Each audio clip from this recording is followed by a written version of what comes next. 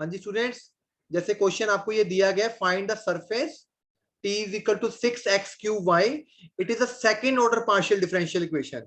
तो आपको उसका सोल्यूशन निकालने के लिए सिखाया गया था, जैसे मैंने कि जो t है, आई कैन राइट t, क्योंकि t का मतलब क्या होता है, curly square curly Z Y square, so I can write like this. तो करली जेड ओवर वाई को हम क्यू से डिनोट करते हैं, तो it is written as a curly Q upon curly Y. Now we will integrate with respect to y, हम इस equation को y के साथ इंटीग्रेट करेंगे। तो after integrating with respect to y, y का बन जाएगा y स्क्वायर बाय 2। क्योंकि हमने इंटीग्रेशन y के साथ की है, इसलिए कांस्टेंट आपका fx लगाया गया साथ में।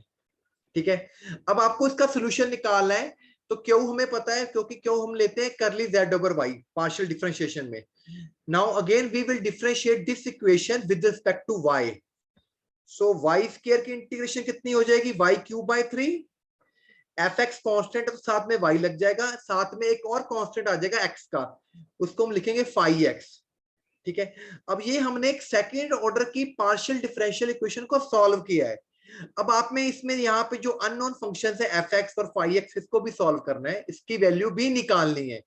अब मुझे क्वेश्चन में ये गिवन कंडीशन दी गई है, जो सरफेस है उसमें ये लाइंस है, y is equal to 0, z is equal to 0, जब y इज इक्वल टू 1 और z is equal to 1।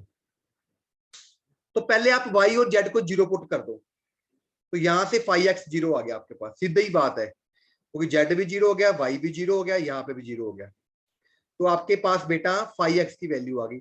After that you will put y is equal to 1, z is equal to 1, तो यहाँ पे 1 हो गया, यहाँ पे x क्यूब हो गया, ये एफ एक्स हो गया। तो एफ एक्स की वैल्यू 1 माइनस एक्स क्यूब आ गई। तो आपके पास फाई एक्स की वैल्यू भी निकल गई, एफ एक्स की वैल्यू भी निकल गई। इन दोनों वैल्यूज को नंबर 1 में पुट कर दीजिए, तो आपके पास जो रिक्वायर्ड सरफेस है, जो गिवन कंडीशंस को मान रहा है, वो आपके पास इक्वेशन आ जाएगी। Simplest example of partial equation of second order. ठीक है जी, सॉल्व करने के लिए आपने उसको ब्रेक करना है स्मॉल इक्वेशंस में, छोटे डेरिवेटिव में लेते जाना है। Look at example number another 10 number example. Find the surfaces passing through the parabola. हमें दो पैराबोला से दिए and satisfying the equation. तो ये इक्वेशन मेरी क्या है, partial differential equation of second order. तो मुझे इसको सॉल्व करना है स्टूडेंट्स। तो आपको पता है what is this, this is double derivative R, it is a single derivative, इसको हम पी लिख लेते हैं।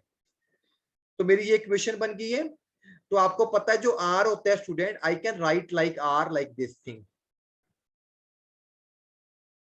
तो करली जेड ओवर एक्स मेरा क्या हो गया, P, so it is curly P over X, ये हो गया 2p एक्स, दोनों साइडों को उसने एक्स से मल्टीप्लाई कर दिए। ऐसा इसलिए किया क्योंकि ये जो पूरी चीज है, इस इक्वेशन को I can write like this, क्योंकि जब आप इसको डेरिवेटिव करोगे तो X square as it is P X हो जाएगा, then P as it is, then 2x बन जाएगा, तो यही चीज बन जाएगी। तो इसको हमने शॉर्ट फॉर्म में लिख लिया, differential of X square P. Now integrating both side with respect to X, X से दोनों साइड मल्टीप्लाई कर दो, सॉरी इंटीग्रेशन कर दें, तो यहां से डेरिवेटिव कट गया, कांस्टेंट एफ वाई आ गया, यहां से आपके पास पी की वैल्यू आ गई। What do you mean by P, P का मतलब होता है कर्ल जेड ओवर एक्स,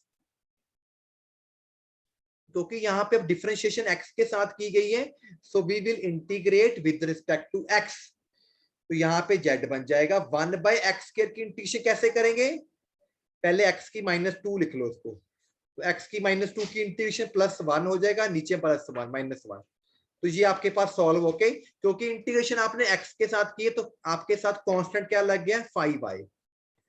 अब क्वेश्चन में जो कंडीशंस है 1/1 वो अप्लाई करेंगे। पहली कंडीशन ये है आपके पास, z is equal to 0, y square is equal to 4ax, तो x की वैल्यू क्या निकली यहां से, 4a upon y square, sorry 4a y square upon 4a। ठीक है जी, हम तो उसकी वैल्यूज पुट करेंगे, यहाँ पे देखो, यहाँ पे वैल्यूज पुट कर दी आपने, वैल्यूज पुट करके आगे ये सॉल्व नहीं हो रहा, उसको 2 नंबर रख लिया। फिर आपने दूसरी हमारी जो क्वेश्चन थी पैराबोला की, z को 1 पुट कर दिया और x की वैल्यू -4a और वाई स्क्वायर पुट कर दी गई यहाँ पे।